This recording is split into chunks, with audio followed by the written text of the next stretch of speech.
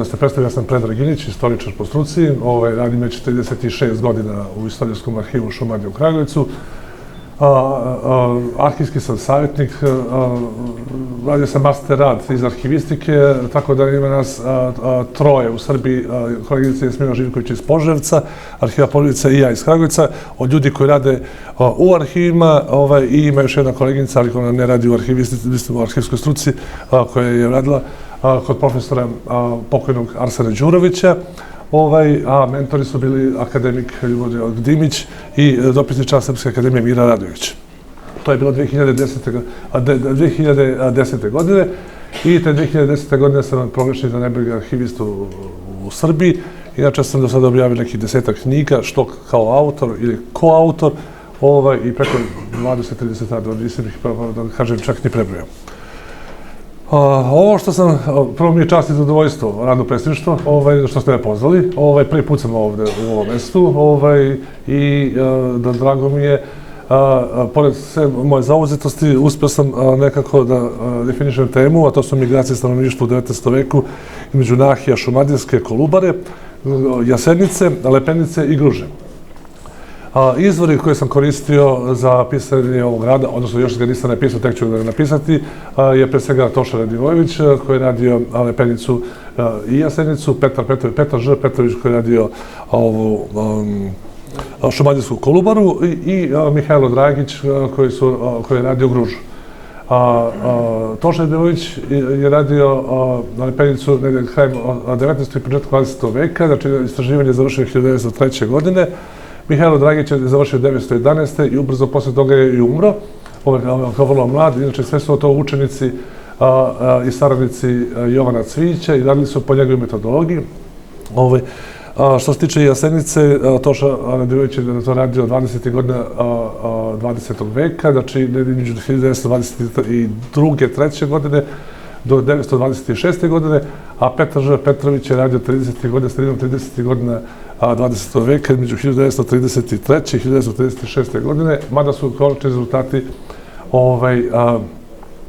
bili oko 39. godine, znači neposredno pred Drugi svjetski rat.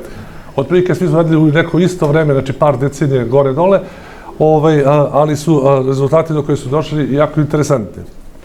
Mi svi kada govorimo o naseljavanju stanovništva, obično se kaže da najviše je došlo iz stare Srbije, znači Makedonije, došlo sa Kosova, Severne Crne Gore, Hercegovine, Bosne, iz Aleksandričkog kraja, znači taj jugoistok deo Srbije. Međutim, niko se nije bavio doseljavanjem, odnosno migracijama stanovništva unutar samih nahija. Ja sam namerno izabrao ove 4 nahije, znači one su jedna od druge, Šumadijska Kolubara, pa Jasenica, Lepenice i Gruže, znači jedna su do druge. Ako se pogleda, to je neki krajnje granice su neki 100 kilometara, a neke se pored druge. I došlo se do nekih ukrštenih podataka. A s druge strane, da kažem da ako se govori o Jasenici i o Šumadijskoj Kolubari, imamo i matične knjige rođenih, venčanih i umrlih, pa ću njih konsultovati tako da ću ukrstiti sve ove podatke i dolazi se do vrlo interesantnih podataka. Da od 1460 rodova, koliko se kaže da je bilo u Šumadijskoj Kolubari, odnosno 10.089 kuća. Iz Gornje, Donje Jasenice, Gruže i Lepenice je ukupno samo bilo 60 rodova. To je negde 2,39%.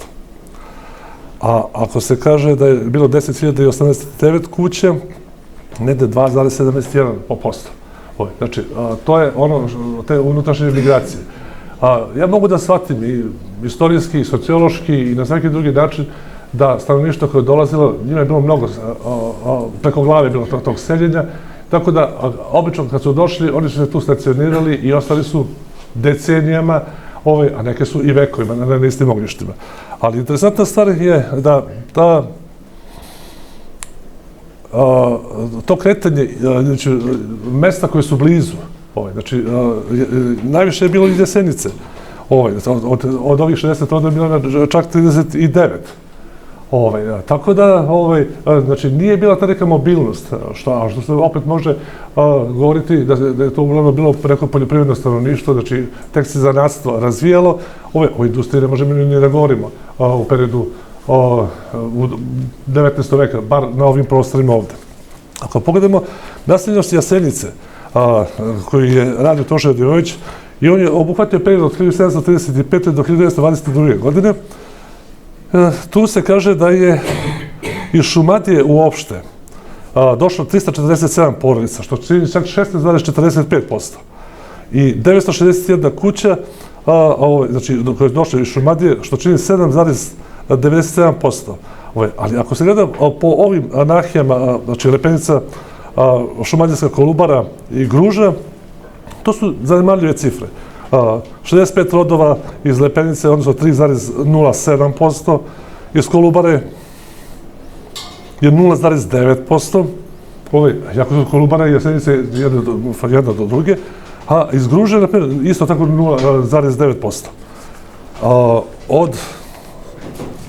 Da završim sa Lepenicom i sa Gružom, na primjer, u Lepenici iz Jasenice je došlo 4,58%.